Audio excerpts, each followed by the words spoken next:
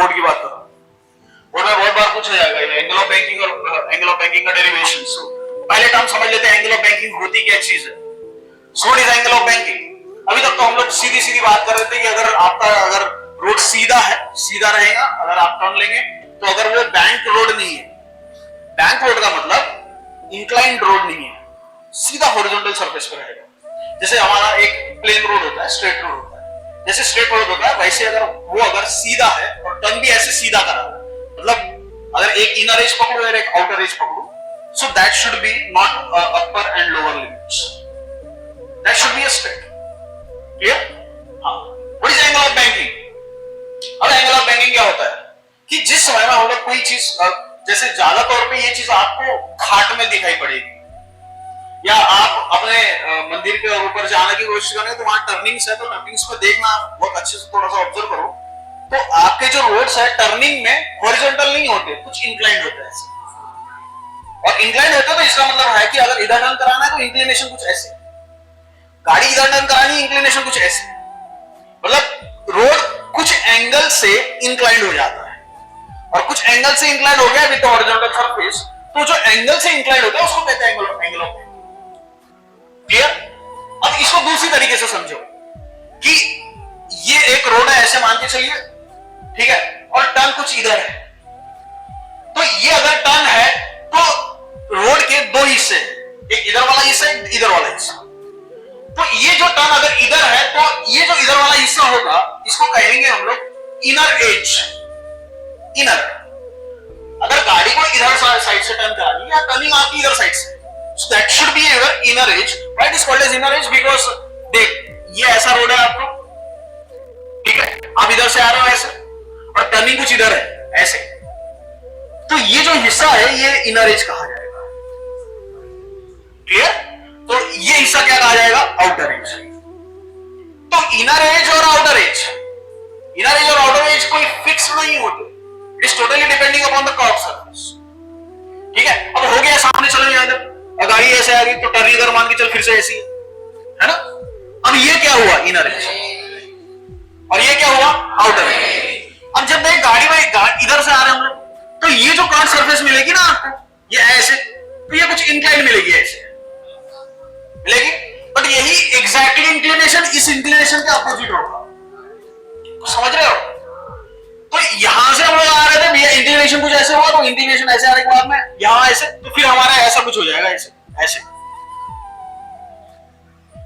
Proper imagination हो रहा है? सो दैट शुड बी, ये जो इंक्लिनेशन है इसको कहते हैं एंगल ऑफ बैंकिंग। क्या कहते हैं इसको? Angle of banking. अब देख, अब इंक्लिनेशन में ये inner edge and this is your outer as, तो इंक्लिनेशन में कौन सा एज ऊपर की तरफ रहेगा, कौन सा एज नीचे की तरफ रहेगा? इधर में आउटर एज कहां रहेगा? ऊपर की तरफ, और इनर एज कहां रहेगा? बात समझ में आ रही है? और फिर कुछ एंगल से वो इंक्लाइंड हो जाएगा, अरे होगा कि नहीं? अब कुछ एंगल से अगर इंक्लाइंड हो गया, मान के चलो कि ये ऐसे एंगल से इंक्लाइंड हो गया, बहुत ज्यादा एंगल हो गया, ऐसे अगर इंक्लाइंड हो गया, ठीक है, तो एक हॉरिजॉन्टल रोड रहा होगा, पहले तो हॉरिजॉन्टल रोड रहा होगा, तो टर्निंग के हिसाब से उन्होंने लोग जो भी कंस्ट्रक्शन करते हैं उन्होंने ये प्रोसेस बनाई होगी कि इसको कितने ऊपर उठानी है। कंस्ट्रक्शन करते समय में इंजीनियर्स होते हैं, तो वो सारे कैलकुलेशन बना के भैया कितना आउटर एज को और कितना इनर एज को उठाना है ये कैलकुलेट करते हैं। तो कैसे कैलकुलेट करते हैं? डेरिवेशन के सामने आएगा तो theta is equal to tan inverse v square upon rg, छोड़िए वो सब चीजें, छोड़िए वो इक्वेशन आने की होगी, ठीक है, वो जब इक्वेशन आएगी तब पता चलेगा कि v स्क्वायर अपॉन rg के हिसाब से हम लोग कैलकुलेशन करते हैं कि एंगल ऑफ बैंकिंग कितना होगा, मतलब थीटा कितना होगा, कितने एंगल से उसको उठाना। क्लियर? तो देख ये एंगल हो गया, तो ये जो रोड हुआ, ये रोड उठा दिया गया है टर्निंग के ऊपर, और पहले तो कुछ सही, इसके पहले तो ऐसे रोड बनाना होगा, और उसने बाद में इतना प्रोसेस, इतने हाइट से इसको उठा दिया होगा, उठा दिया, तो ये कौन सा एज हो गया? Outer as. ये कौन सा एज हो गया? Outer edge. और ये कौन सा एज हो गया? इनर एज, है ना? So this is inner edge and this is outer edge, और इसके बीच में क्या बना? एक angle, and that angle is called as angle of banking. Now see the definition for angle of banking. So what is the definition for angle of banking?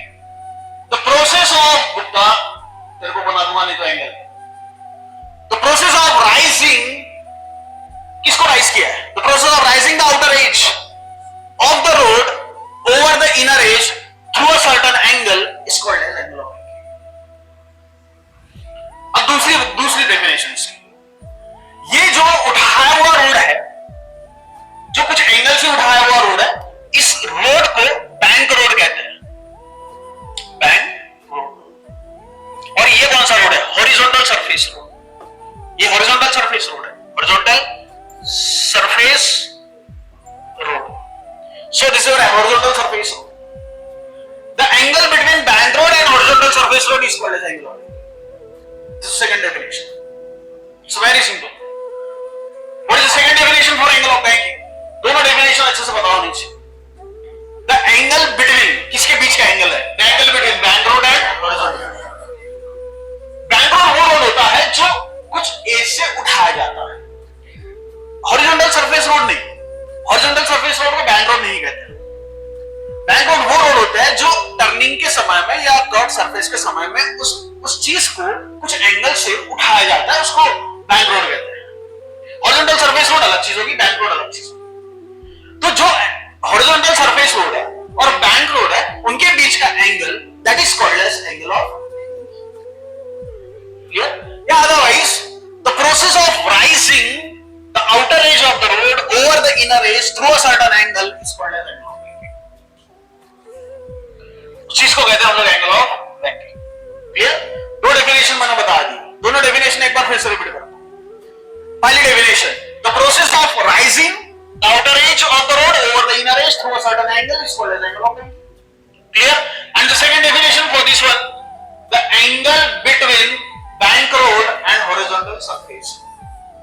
एक ऐसा एंगल जो किसके बीच का होगा? बैंक रोड और हॉरिजॉन्टल सरफेस रोड, उसको कहेंगे हम लोग एंगल ऑफ. क्लियर? या उसका ये और डेफिनेशन क्या बताया? The process of rising the outer edge of the road over the inner edge through a certain angle, so it is called as angle of. बात समझ में आ गई क्या? क्लियर? तो ये तो सिर्फ डेफिनेशन होगी. अब हम लोग चलते हैं इसके डेरिवेशन की तरफ. ठीक है? So this is the basic concept of angle of banking and banking of road. ठीक है? पूरा बेसिक कंसेप्ट समझा दिया. अब सामने चलेंगे, आप देख इसका रिजोल्यूशन डायग्राम और रिजोल्यूशन डायग्राम के साथ में उसका एंगल ऑफ बैंकिंग का डेरिवेशन. ठीक है? चलिए 3 मार्क्स की बात है यहाँ पे. हाँ, what is angle of banking? Banking angle of banking क्या होता है? ये कौन सा रोड है? ये कौन सा रोड है? Bank road. ये कौन सा रोड है? चलिए ये बैंक रोड हो गया और ये हमारा हॉरिजॉन्टल सरफेस रोड है. ठीक है? चलो मेंशन कर देंगे इसको. ये कौन सा रोड है हमारा? Horizontal surface road. ठीक है? जब भी मैं कोई डायग्राम निकालना चालू करता हूं तो प्रोसेस स्टार्टिंग से ध्यान देना. ठीक है? कोई भी डायग्राम हार्ड नहीं होती अगर आप स्टेप बाय स्टेप चलिए तो. ये कौन सा रोड है हमारा? Bank road. So this is your bank road. ठीक है? ये हो गया आपकी बैंक रोड. अब आपकी गाड़ी ये रोड पे है कि ये रोड पे है? कौन सी रोड पे? चलिए अब गाड़ी बनाते हुए नहीं चलेंगे, एक ऐसा सिस्टम बना लेंगे. मान के चलेंगे ये व्हीकल है. क्या ये अभी? चलिए तो ये हो गया हमारा व्हीकल. डायग्राम भी ऐसी बनानी है आपको. ठीक है? सही है क्या स्पेलिंग व्हीकल की? CAL है जो भी. ठीक है? हाँ,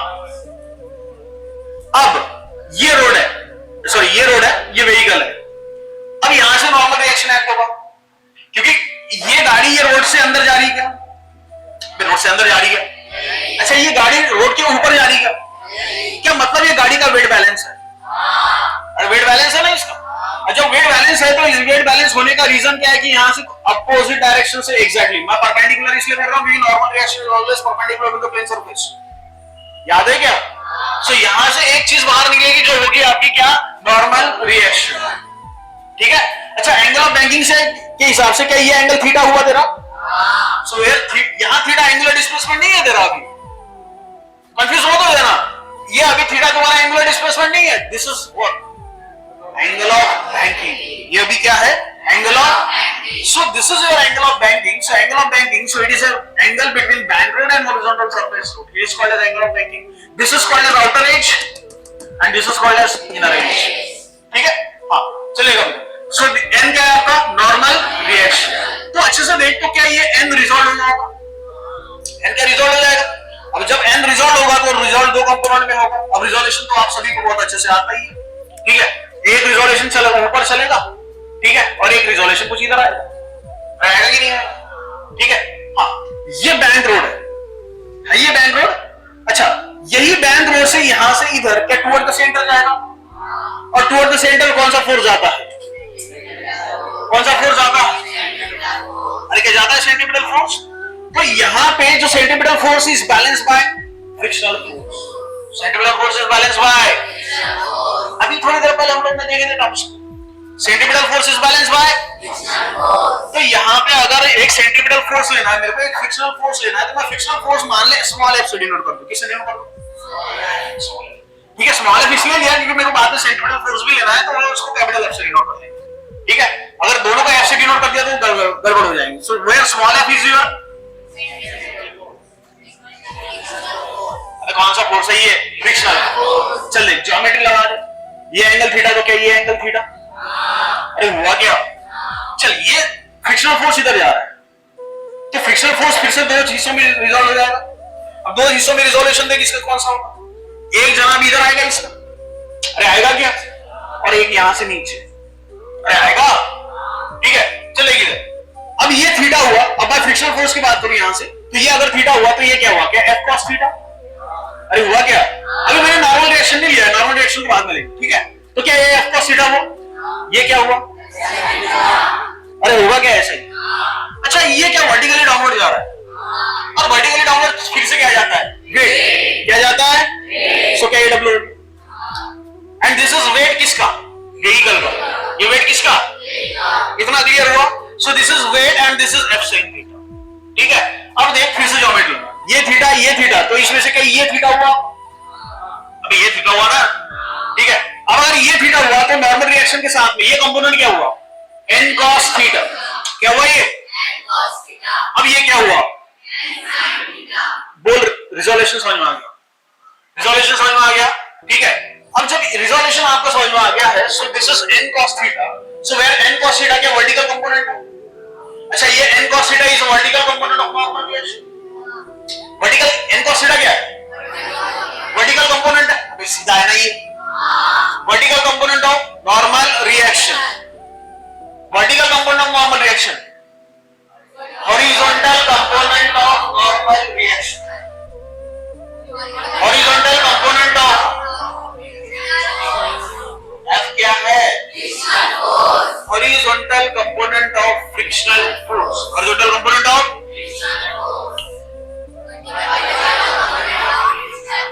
vertical component of frictional force, इतना क्लियर। हाँ अब देख, अब बेसिक से चीजों से जो हम लोग बेसिक टर्म्स लगाते हैं उसी से इक्वेशन बनानी है। अब इक्वेशन देख कैसे बनेगी, बहुत सिंपल सी इक्वेशन बनेगी। देख क्या ये n cos थीटा का एग्जैक्टली अपोजिट में ये दो कंपोनेंट नजर आ रहे हैं। अच्छा ये गाड़ी ऊपर जा रही है, तो गाड़ी ऊपर जा रही है, नीचे आ रही है, मतलब क्या ये दोनों के साथ में बैलेंस है, अरे बैलेंस है क्या। अब देख अगर मैं इक्वेशन लिखूं तो यहां डरने की बिल्कुल जरूरत नहीं, ठीक है। देख इक्वेशन क्या होगी, n cos थीटा और ये वेट और ये f sin theta, so weight और f sin थीटा दोनों का डायरेक्शन सेम, क्या दोनों का addition is equal to n cos theta, बोल नहीं समझा, दोनों का addition is equal to n cos theta, clear. और देख चलिए पहले मैं ये इक्वेशन बना लेता हूं, बोल इक्वेशन क्या बनेगी, n cos theta is equal to w plus f, कोई डाउट, अरे कोई डाउट है क्या, अच्छा WMG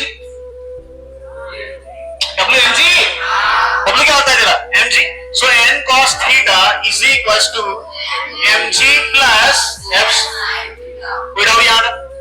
चलिए अगर मैं यहाँ इक्वेशन बनाऊं mg की, तो mg इज इक्वल टू क्या हो जाएगा, mg इज इक्वल टू ये इधर n cos theta minus f, कोई दिक्कत, क्या इक्वेशन समझ में आ गई है। हाँ चलिए ये इक्वेशन नंबर 1 ले लेता हूं मैं, ठीक है, क्योंकि बाद में और दूसरी इक्वेशन बनानी है, बीच में बातें नहीं करना मैं। हाँ और फ्लो में तो इसलिए मैं किसी को बोल नहीं रहा, तो बीच में बातें नहीं करें कोई, ध्यान दो इधर अच्छे से।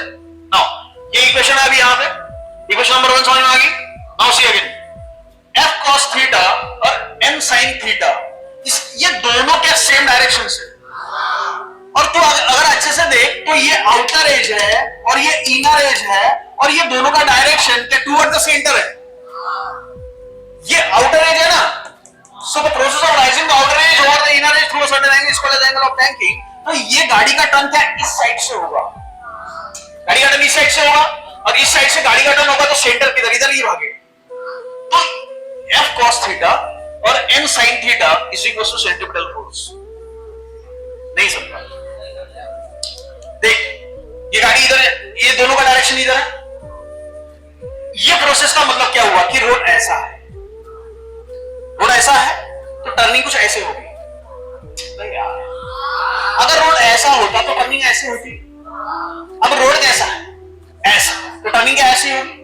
तो इधर क्या टुवर्ड द सेंटर जाएगा, इधर फोर्स कौन सा जाएगा, और हम लोग safely driving of the vehicle कर रहे हैं। तो that this two forces is equals to F cos theta plus n sin theta is equals to m square upon r। नहीं समझा? पक्का समझा? देख कैसे, क्या दोनों फोर्स इधर जा रहे हैं और गाड़ी का सेंटर मतलब सॉरी कर्व रोड का जो सेंटर है क्या इधर ही साइड से आएगा, और टुवर्ड द सेंटर कौन सा फोर्स भागता है, कौन सा फोर्स भागता है। इक्वेशन देख, n sin theta plus F cos theta plus इसलिए क्योंकि दोनों का direction same is equals to m square upon r। What is m square upon r? देख इक्वेशन देखो क्या लिखेंगे, n sin theta plus F cos theta is equals to, clear हुआ? चलिए अब ये ऐसे इक्वेशन लिखो, थोड़ा आप कंफ्यूज हो जाएंगे, मैं इसको थोड़ा इंटरचेंज करके लिख लेता हूं। देख कैसे, mv square upon r is equals to n sin theta plus F cos theta. बिल्कुल सही है। Now this is equation number 2। ठीक है, दोनों इक्वेशन समझ में आ गई। अब दोनों इक्वेशन को डिवाइड कर लो। ठीक है, divide equation 2 by 1, divide equation 2 by 1। देख 2 by 1 कर ले, सो mv square upon r divided by mg।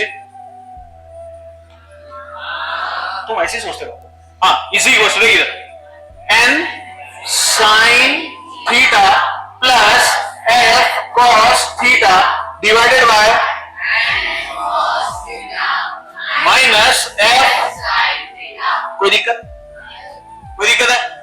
देखो अब इधर ये m के साथ में m गायब हो गया। अरे हुआ क्या, जनाब ये r नीचे आ गया तो v स्क्वायर अपॉन rg हो गया। v square upon is equals to, देखिए इधर टर्म सेम रहेगी, n sin theta plus F cos theta divided by n cos theta minus F sin। कोई दिक्कत? ठीक है, चलिए अब ये जो इक्वेशन है ये वाली टर्म्स में इधर वाले हिस्सों में हम लोग divided by n cos theta कर लेंगे, in numerator as well as in denominator. ठीक है, एक्स्ट्रा टर्म हम लोग कर रहे हैं। कौन सी extra term? Divided by n cos theta in RHS। ठीक है, RHS में कर रहे हैं, divided by n cos theta in RHS, numerator में भी और डिनोमिनेटर में भी। ठीक है, चलिए तो v स्क्वायर अपॉन rg नीचे दिखा पड़ेगा इधर पीछे में, दिखा पड़ रहा है? नहीं, चलिए इधर आ जाता हूं। चलिए देखो इधर, so again this is v square divided by rg is equals to, equation देखो अच्छे से। ठीक है, हाँ मैं कर रहा हूं भैया n cos थीटा से न्यूमरेटर में भी डिवाइड कर रहा हूं, डिनोमिनेटर में भी डिवाइड कर रहा हूं। ठीक है, तो देखिए इक्वेशन क्या बनेगी, so this is n sin theta plus F cos theta divided by n cos theta रहेगा ऐसे, फिर से आएगा total divided by n cos theta minus F sin theta divided by, and that is called as rearrangement. और rearrangement देख, ये n cos theta के साथ में n cos थीटा कैंसिल हुआ तो मेरी ओरिजिनल इक्वेशन है ऐसे। मैं हमेशा बोलते रहा हूं, अभी बोल रहा हूं कि आपकी रीअरेंजमेंट ऐसे होनी चाहिए कि जो आपकी ओरिजिनल इक्वेशन है वो एज इट इज। अब देखो मैंने जो इक्वेशन में रीअरेंजमेंट किया हुआ है उसमें मेरी जो प्रीवियस वाली इक्वेशन है उसको कोई धक्का ही नहीं पहुंचा। क्लियर? चलिए अब सामने चलते फिर से। नाउ अगेन b स्क्वायर सभी को, ठीक है। अब सेपरेट करने के बाद में अगर आपका थोड़ा सा इमेजिनेशन पावर अच्छा होगा तो देख मैं डायरेक्ट इक्वेशन लिख रहा हूं। देख कैसे, n के साथ में n cancel, sine upon cos tan theta, तुम सोचते ही रहो ऐसे, समझा? अब ये इसको दे दिया, इसको भी देना कंपलसरी है, इसको देने के बाद में f अपॉन n बचा। यार और कॉसिडा कॉसिडा कैंसिल हो गया, देख बचा क्या, F अपॉन N। बोल नहीं समझा? क्लियर हुआ? सेम नीचे प्रोसेस कर रहे हैं, ठीक है, आ जाओ नीचे। N N आया, कॉसिडा कॉसिडा भी गया, बचा सिर्फ 1 माइनस, देख इधर F अपॉन N है ऐसे, अरे है क्या ऐसे, चलेगा उधर। F कौन सा फोर्स है, N क्या है, frictional force divided by normal reaction is equals to what is mu, coefficient of friction between the tyre of vehicle and the road surface. समझ में आया? देख इसलिए मैंने पहले इक्वेशन बना के आपको बता दी थी कि भैया म्यू होता है आपका frictional force divided by N. Clear? जो चीजें सामने आने वाली होती है मैं आपको पहले बता दूं ताकि आपके दिमाग में कोई डाउट ना हो। So this is F upon N is what, frictional force divided by normal reaction is called as coefficient of friction and it is denoted by mu. देख इक्वेशन देख, V square divided by Rg is equals to tan theta plus mu divided by 1 minus mu tan theta. बोल नहीं समझा? Clear होगा? देख अब इधर ये Rg इधर चले जाएगा, मेरे को V की इक्वेशन बनानी है, ठीक है, तो Rg को मैं उधर भेज दूं। अब जब Rg को उधर भेजूं तो कहां जाएगा, क्या इन दो सभी के मल्टीप्लिकेशन में?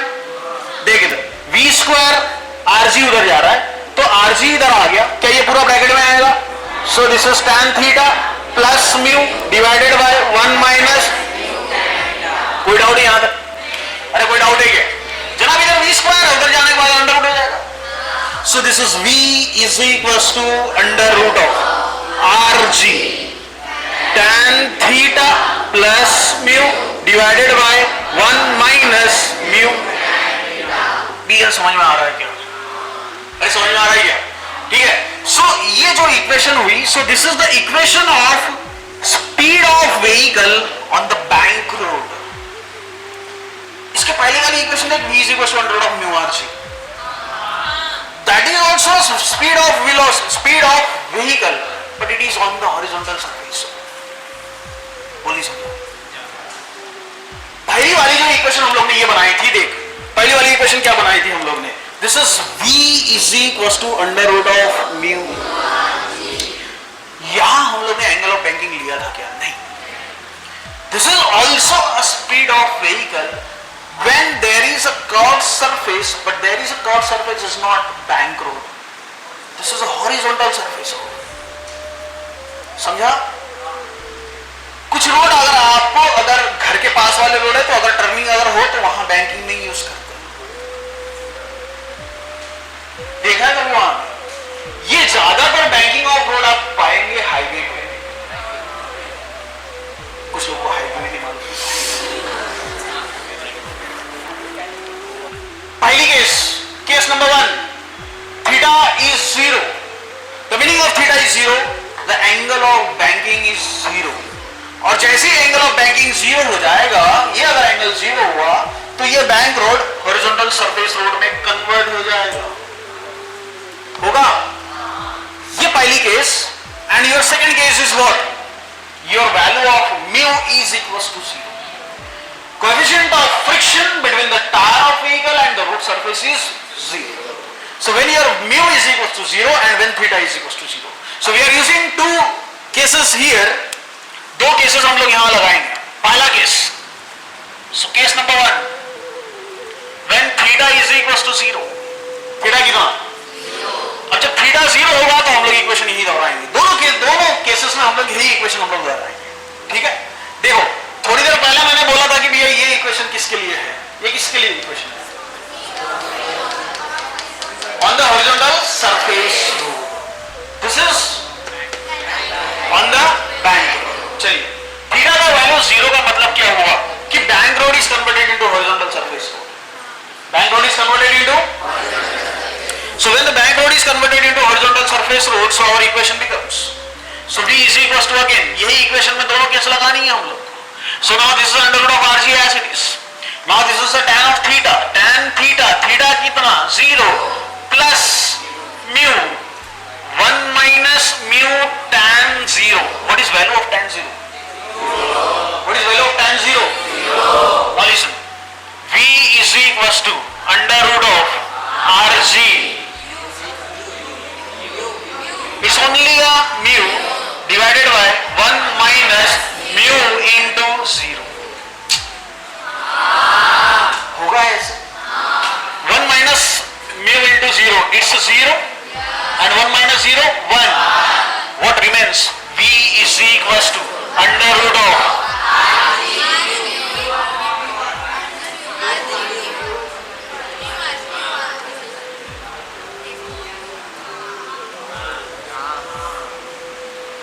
कई लोगों के दिमाग में बैठा ही नहीं। थीटा कितना पुट किया? ये चीज छोड़िए। अब थोड़ी देर पहले मैंने क्या बोला था? This is the speed of vehicle but it is on the horizontal surface road. This is the speed of vehicle on the bank. So when theta का value 0, it means that bank road is converted into. So your speed of vehicle is under root mu rg. Speed of vehicle is under root of mu rg.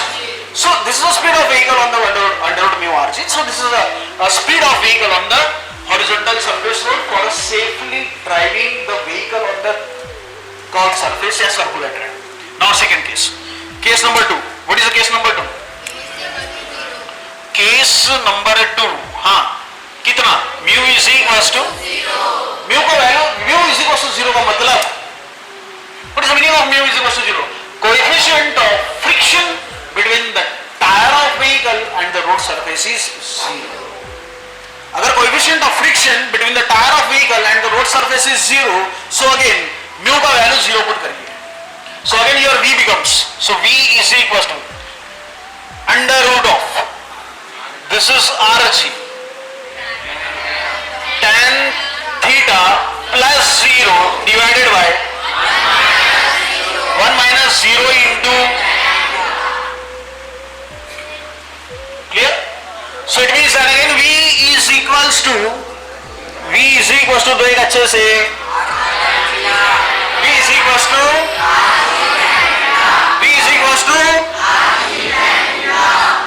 rg tan theta. और ये equation पहले भी निकाल चुके हैं, conical pendulum. चलिए तुमको पूछना बोले तो गलती करना। चलो हम लोग ने कोनिकल पेंडुलम का इक्वेशन सॉल्व किया था जहां पे mv² r sin t sin theta लिया था और t cos थीटा mg लिया था। और जिस समय में हम लोग ये इक्वेशन को सॉल्व करनी थी तो इक्वेशन में हमारी v √rg tan theta equation निकल के आई थी। अगर कहीं याद नहीं हो तो कुछ याद कर लो, नहीं याद आ रहा है तो कोई टेंशन नहीं है, मेरे को कोई लेना देना।